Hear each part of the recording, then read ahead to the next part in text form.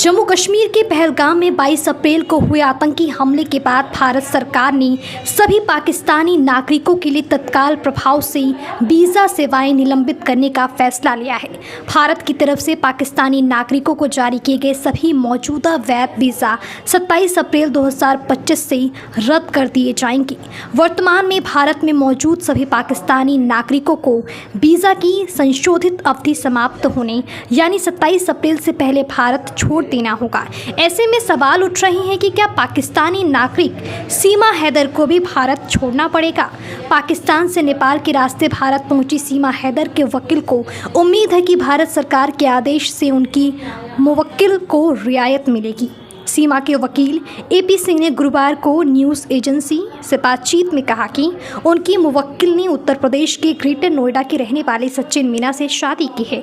हाल ही में उन्होंने एक बच्चे भारतीय मीना को भी जन्म दिया है, इसलिए वह पाकिस्तानी नागरिक नहीं रह गई है। उन्होंने कहा कि उन्हें उम्मीद है कि सीमा को सभी पाकिस्तानी नागरिकों के भारत छोड़ने के आदेश से छूट मिलेगी।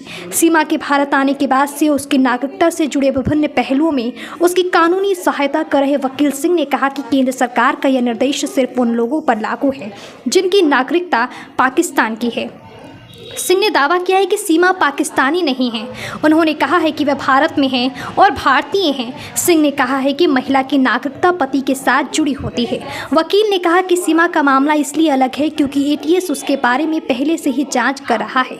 मैंने उसके मामले में राष्ट्रपति के समक्ष याचिका दाखिल की है। सीमा पहले से ही जमानत पर है, वह इससे जुड़ी तमाम शर्तों का पालन कर रही है। जेवर की अदालत ने उससे कहा है कि वह ग्रेटर नोएडा के रबुपुरा में अपनी ससुराल को छोड़कर कहीं नहीं जाएगी।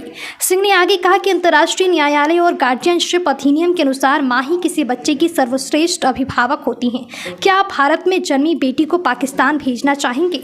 उन्होंने कहा कि नागरिकता में नेचुरलाइजेशन भी होता है। सीमा की शादी प्राकृतिक हुई है। शादी के बाद बच्ची का जन्म प्राकृतिक रूप से हुआ है।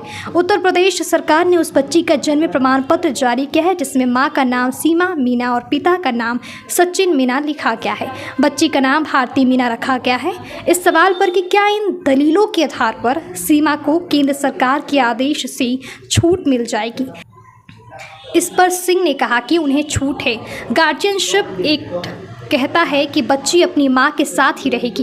भारत ने पहलगाम आतंकवादी हमले के मद्देनजर इस्लामाबाद के खिलाफ जवाबी कार्रवाई के तहत पाकिस्तानी नागरिकों के लिए वीज़ा सेवाएं तत्काल प्रभाव से निलंबित करने की घोषणा की है।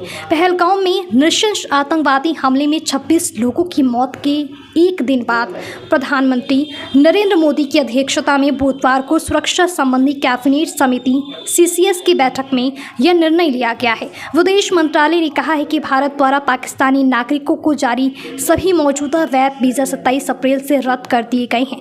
पाकिस्तानी नागरिकों को जारी मेडिकल वीज़ा केवल 29 अप्रैल तक वैध रहेंगे। विदेश मंत्रालय ने कहा कि भारत में मौजूद सभी पाकिस्तानी नागरिकों को वीज़ा अवधि समाप्त होने से पहले चले जाना चाहिए।